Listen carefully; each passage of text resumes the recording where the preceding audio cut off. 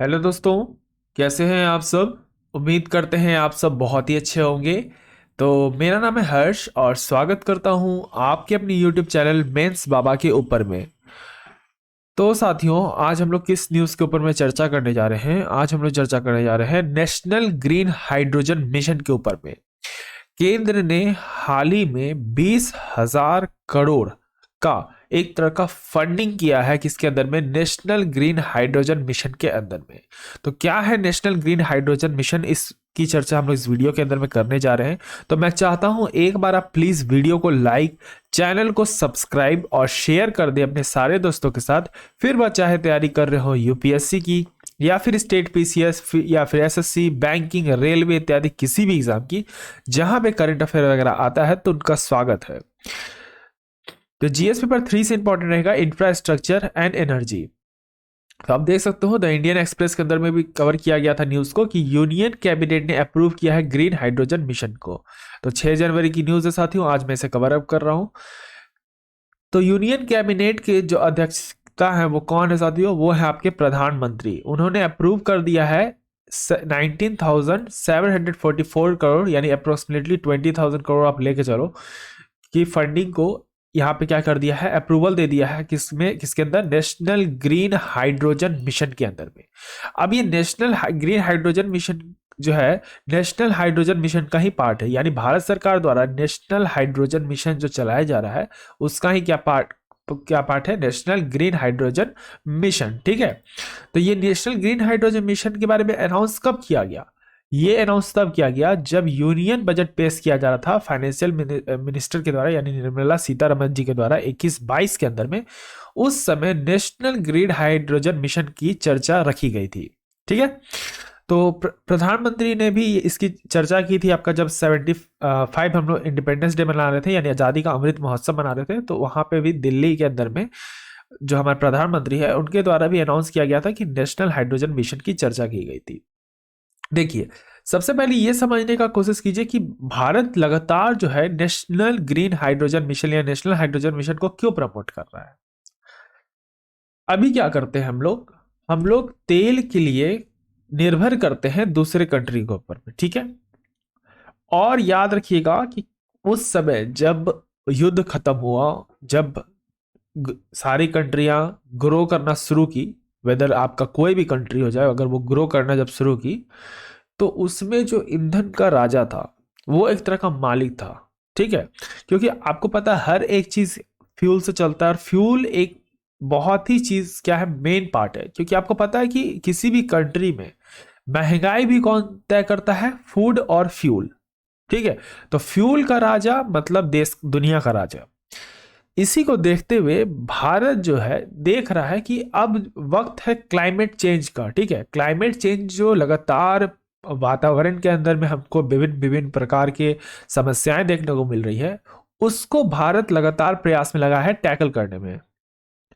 अब इसी की चर्चा को ध्यान में रखते हुए भारत सरकार ने सोचा कि क्यों ना भैया जी, जब हम आने वाले भविष्य में जीरो कार्बन एमिशन यानी जीरो कार्बन एमिशन की मांग की जा रही है, तो उसके तहत जितने भी तरह के प्रोजेक्ट चलाए जा सकते हैं उनको चलाया जाए, ताकि उससे भारत को फायदा हो।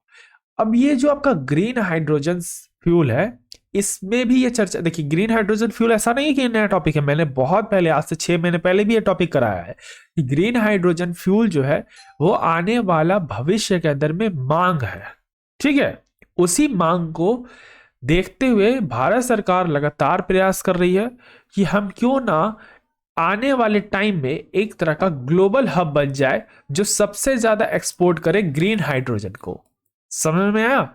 मैंने ये बताया कि ग्रीन हाइड्रोजन के ऊपर में भारत सरकार ने क्यों कदम रखा, क्योंकि आप देख सकते हो आए दिन लगातार COP26 की बैठक हो रही है।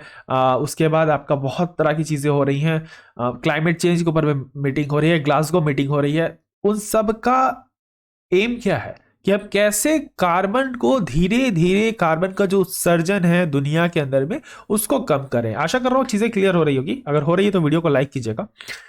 तो यहां पे भारत सरकार लगातार प्रयास कर रही है। इसी को देखते हुए भारत सरकार क्या करना चाहती है, सबसे ज्यादा एक्सपोर्ट करना चाहती है, यानी प्रोड्यूस करना चाहती है और एक्सपोर्ट करना चाहती है किसको, ग्रीन हाइड्रोजन को। तो भविष्य में क्या होगा, जब ग्रीन हाइड्रोजन की एक एक डिमांड जनरेट होगी तो उस समय राजा कौन होंगे, हम लोग होंगे, और हम लोग इसी चीज का फायदा उठा सकते हैं। यहां तक कि हार्नेस करना चाहता है, हार्नेस का मतलब होता है कि जो नेशनल डिटरमाइंड कंट्रीब्यूशन चल रहा है उसके अंदर में एक तरह का ऊर्जा डालना चाहता है। इसकी जो नोडल मिनिस्ट्री साथियों याद रखिएगा, ministry of new and renewable energy है। अब मैंने बात कही हाइड्रोजन के बारे में, ठीक है, तो नेशनल ग्रीन हाइड्रोजन मिशन जो है वो फैसिलिटेट करना चाहता है, क्रिएट करना चाहता है production, utilization, export green hydrogen को, इसका मिशन को ये सपोर्ट करना चाहता है। यानी जितने भी पायलट प्रोजेक्ट चल रहे हैं जो एक तरह से आपका प्रोडक्शन पाथवे के अंदर में चल रहे हैं उनको बूस्टअप करना चाहता है। यानी भारत के अंदर में जो भी पायलट प्रोजेक्ट चल रहे हैं उनको भी ये प्रमोट करेगा, क्योंकि ऐसा नहीं है कि आप, मैंने बोला ना कि फ्यूल एक बेसिक नीड है किसी भी कंट्री के लिए, इसके बाद ही कुछ हो सकता है। तो जितने भी पायलट प्रोजेक्ट चल रहे हैं भारत के अंदर में उसको भी ये क्या करेगा, प्रमोट करेगा। साथ ही साथ एक तरह का पॉलिसी फ्रेमवर्क बनाना जो ग्रीन हाइड्रोजन इकोसिस्टम को सही तरीके से डेवलप करे। यहाँ पे हमको क्या चाहिए, हमको चाहिए पब्लिक और प्राइवेट की साझेदारी, ताकि हम लोग आने वाले टाइम में रिसर्च कर सके, डेवलप कर सकें, इस मिशन को आगे लेके जा सके, जिससे पूरे अल्टीमेटली भारत को इसका फायदा हो।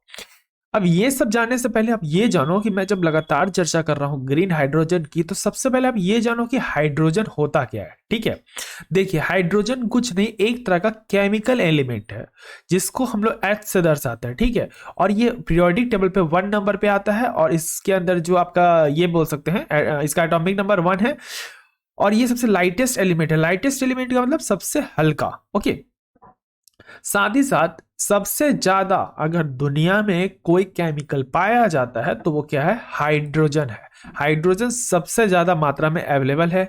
साथ ही साथ ये किसी भी तरह का ऐसा नहीं है कि कोई टॉक्सिक मटेरियल है, ये कलरलेस है, साथ ही साथ में टेस्टलेस है, और इससे अगर हम हाइड्रोजन फ्यूल बनाते हैं तो हमको वहां पे zero emission of fuel burn with the oxygen, यानी ऐसा हमको देखने को मिलेगा फ्यूल जिससे कोई भी तरह का कार्बन डाइऑक्साइड नहीं निकलेगा, और हमको इससे क्या होगा, फायदा मिलेगा।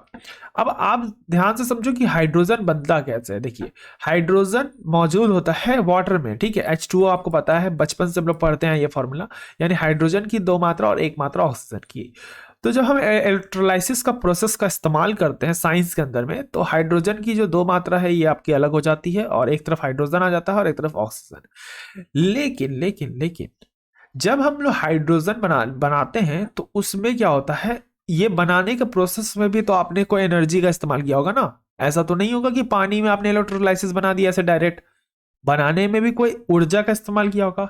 तो वो ऊर्जा कैसी होनी चाहिए, वो ऊर्जा ग्रीन होनी चाहिए। अब आप मानो ऐसा कोई एनर्जी बना रहे हो जिससे ग्रीन आगे ग्रीनरी प्रोड्यूस हो, लेकिन उसको बनाने में इतना कार्बन निकाल दे रहे हो, जितना कार्बन तो यार ऐसे गाड़ियां चलती तो नहीं निकलती, इतना कार्बन आप निकाल रहे हो, क्योंकि ये बहुत ज्यादा एक्सपेंसिव होता है ये प्रोसेस। ठीक है, समझ रहे हो ना, ये प्रोसेस बहुत ज्यादा एक्सपेंसिव होता है।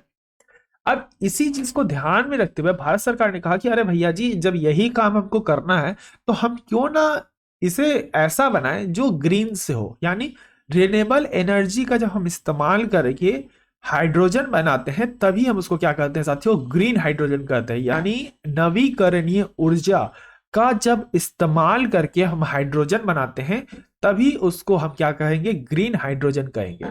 तो मैंने कहा ना वाटर के अंदर में हाइड्रोजन मौजूद रहता है, इसमें हमने हाइड्रोजन और ऑक्सीजन को अलग कर लिया, और हाइड्रोजन को हम अगर स्टोर करते हैं आइदर गैस या लिक्विड फॉर्म के अंदर में किसी बैटरी के अंदर में, और उसका इस्तेमाल हम कर सकते हैं जैसे कोई भी तरह का व्हीकल हो जाए, वेदर आपका प्लेन से लेके जो ई रिक्शा चल रहे हैं उनके अंदर भी इनका इस्तेमाल किया जा सकता है।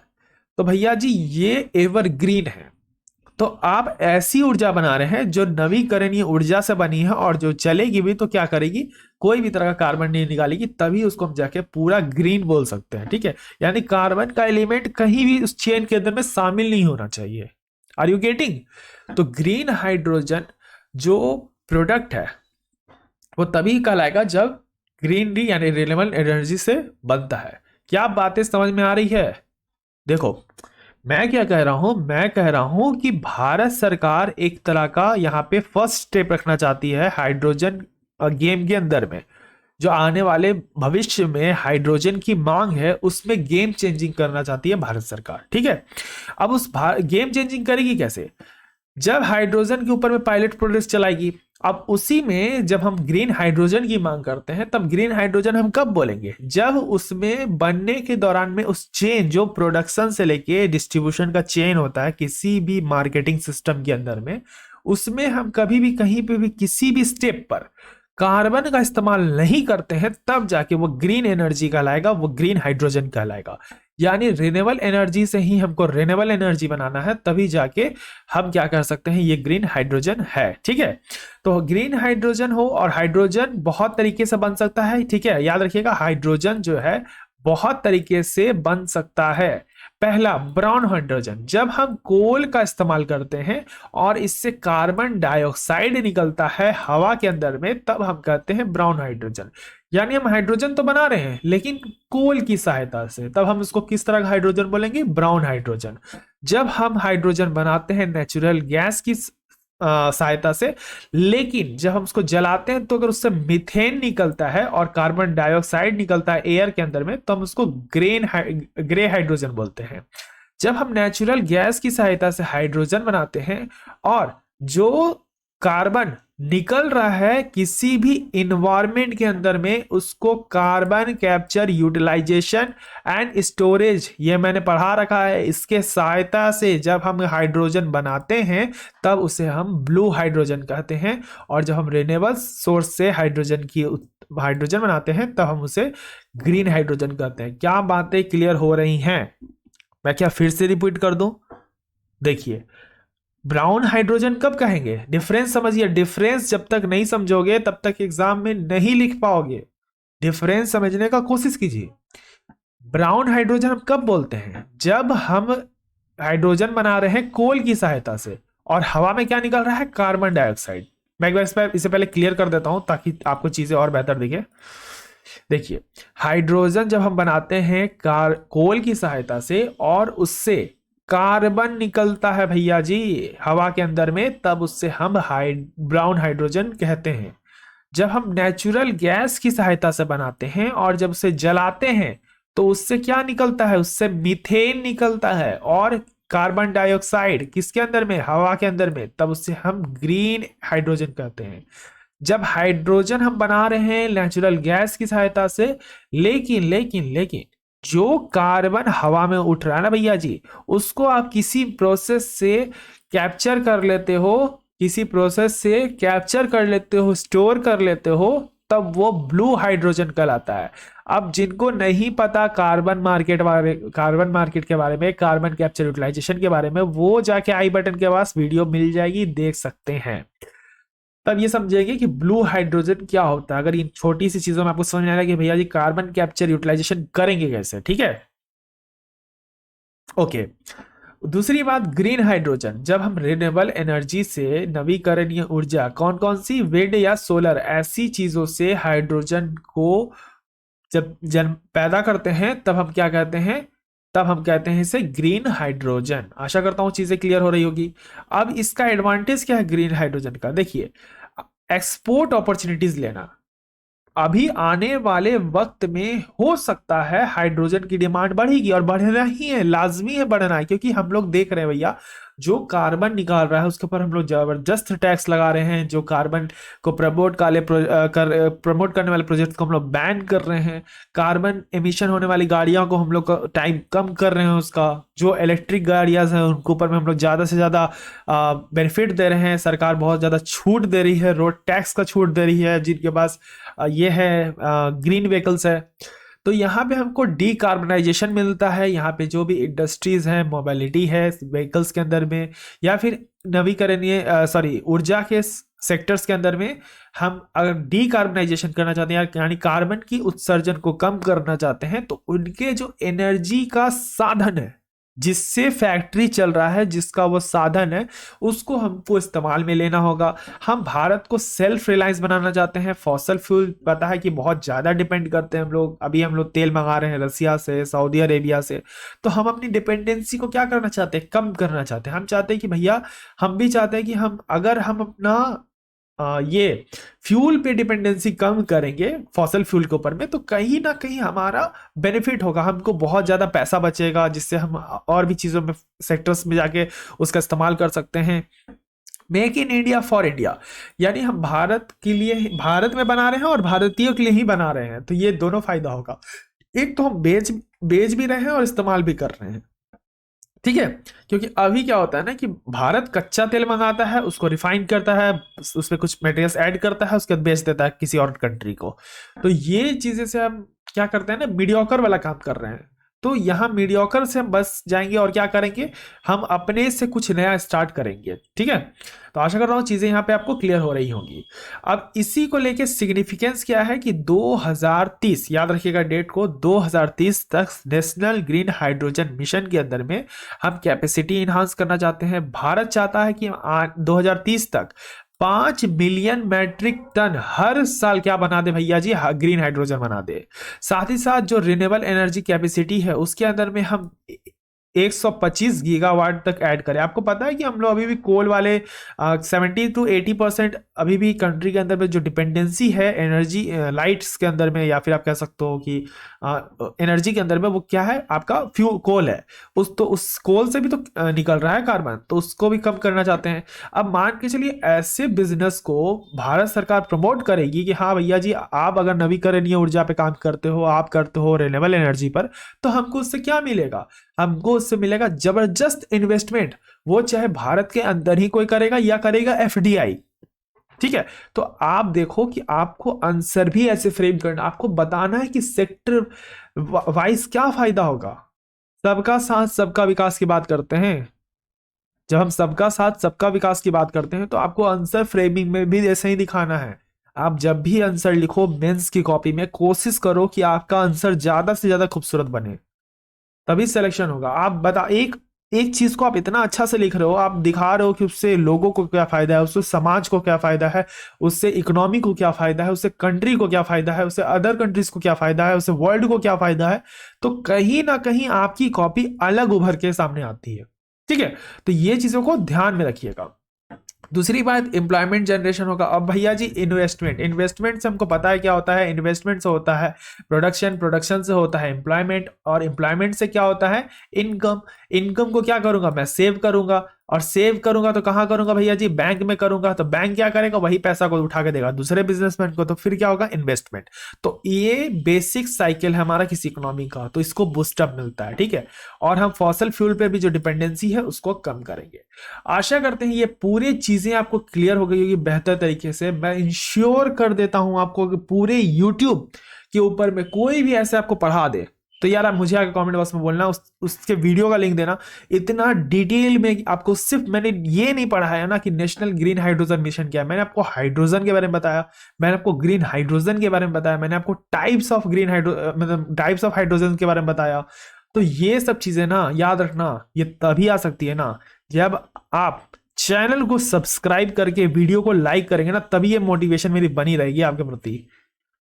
तो ये सिर्फ न्यूज था, इसको मैंने पूरा डिटेल कवर किया। आशा करता हूँ कुछ भी नहीं छूटा होगा, अगर कुछ छूटा है तो कमेंट बॉक्स में बोलना। मैं नेक्स्ट वाली वीडियो के अंदर में जब ये न्यूज में वापस से फिर कभी आएगा तो मैं इसे कवर अप कर दूंगा, या फिर उसके ऊपर मैं शॉर्ट्स बना दूंगा।